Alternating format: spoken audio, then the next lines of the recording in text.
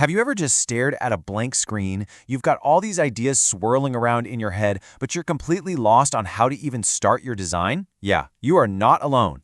Today, we're going to break down the absolute, real deal fundamentals of graphic design, and we're using some amazing insights from a book that makes it all so much simpler for beginners. So let's just dive right in. You know, it always starts with this exact question, doesn't it? That feeling of staring at a totally blank canvas, you've got all the software, all the tools right there, but absolutely no clue which direction to go in.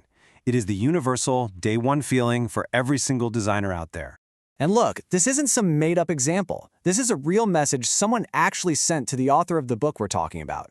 It's just this raw, honest question asking for direction, and it perfectly captures that feeling of being lost. So let's make that our mission today. We're going to draw you that map. Okay, so the very first stop on our map is what I like to call the color mystery. For anyone new to design, picking colors can feel like trying to solve a puzzle in the dark. And, well, the results are often very colorful, but maybe not in the best way. And to really get why color can be so tricky, the author shares this great personal story. It all kicked off with a pretty simple chat about a new design project he was working on. So the author was asked to whip up a logo for something called online coaching. He put a design together, sent it over, and was probably feeling pretty good about it. But the feedback he got back? It was just 3 words. Bangla Cinema Color. Kind of confusing, right? So he went back to the drawing board, changed up the colors, and sent over the new version, hoping he'd nailed it. The reply? Still Bangla Cinema. This is such a brilliant way to show a classic beginner mistake. Just using way too many bright, clashing colors that make everything feel chaotic and unprofessional. Kind of like an old, over-the-top movie poster. And right here, this is the key, the big secret. The solution isn't about being afraid of color or using fewer colors. It's about using the right colors. And that's the difference between visual noise and a design that feels intentional and harmonious. So, how do you actually find these right colors? Well, the first rule is super simple. Use analogous colors. These are just colors that sit right next to each other on the color wheel. Think about blues and greens or oranges and yellows. Because they're already neighbors, they naturally create a really serene, comfortable vibe. This is perfect when you want a design to feel calm and trustworthy, maybe for a health app or a serious tech company. But what if you don't want calm? What if you want your design to pop? That's when you use complementary colors. They sit directly opposite each other on the color wheel. We're talking blue and orange or red and green. This creates this awesome high contrast and energy. It's exactly what you want when you need something to just jump off the page and grab someone's attention, like a big buy now button. And finally, if you want a palette that's both colorful and balanced, you've got the triad. You basically pick 3 colors that are all evenly spaced out on the color wheel. This gives you a really rich, harmonious look that still has a ton of personality and energy. It's a fantastic choice for creative brands that want to be colorful without being chaotic. All right, so your colors are looking good. What's the next giant hurdle for every new designer? Oh yeah, it's taming the messy world of alignment. This right here is what separates a clean, professional design from something that just looks chaotic and amateur. I mean, have you ever had this feeling? You've placed your text, you've dropped in your images, but everything just looks like it's floating in space, with no real connection to anything else.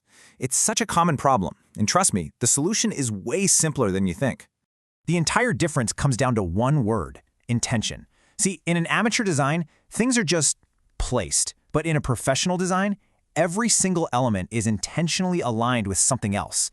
Alignment creates this invisible grid, this skeleton, that gives your design structure, order, and that clean, polished look we're all after. Let's just break it down with an example. Take a look at right alignment. On the left, the edges of the text are all over the place. It's messy. But on the right, everything is lined up perfectly along a single vertical line. It's such a small change, but look at the huge difference it makes in how clean and easy to read it is. And it's the exact same story with center alignment. The version on the left feels unstable, like things were just thrown on the page. But by aligning everything to that central axis, the design on the right immediately feels way more balanced, more formal.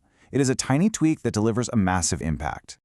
Okay, so now you get color theory and you understand alignment. But where do you actually get the raw materials? You know, the fonts, the icons, the inspiration, to put all these principles into practice. Well, that brings us to our final section, your design cheat sheet.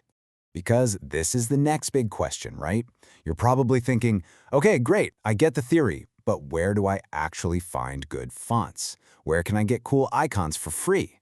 Where do the pros go when they're stuck and need some inspiration? Well, the book provides the answer, and it's what the author calls the ultimate weapon for any new designer, the designing cheat sheet. This is basically a hand-picked list of the absolute best free resources you can find online. Just think of this as your brand new toolkit. You've got links to huge free font libraries so you are never stuck using the boring default options again. You've got color palette generators to instantly put all that color theory into practice. You've got sources for amazing, professional icons, and, this is crucial, you have links to inspiration sites like Behance and Dribbble so you can see what the top designers are creating. So there we have it. We've found the path. We've gone over the fundamentals of color and alignment, and now you have a cheat sheet that's just packed with professional tools. The map is officially complete. But as you start on your journey, just remember these words from the author, Asif Hussain. This knowledge didn't just appear out of nowhere. It was created through countless sleepless nights and a lot of hard work. Your own journey is going to require that same kind of effort. So you have the path. You have the rules, you have the tools. Literally everything you need to begin your journey is sitting right here in front of you.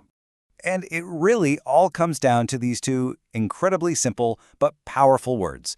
So what's the final step? What is the only thing left for you to do? Start creating.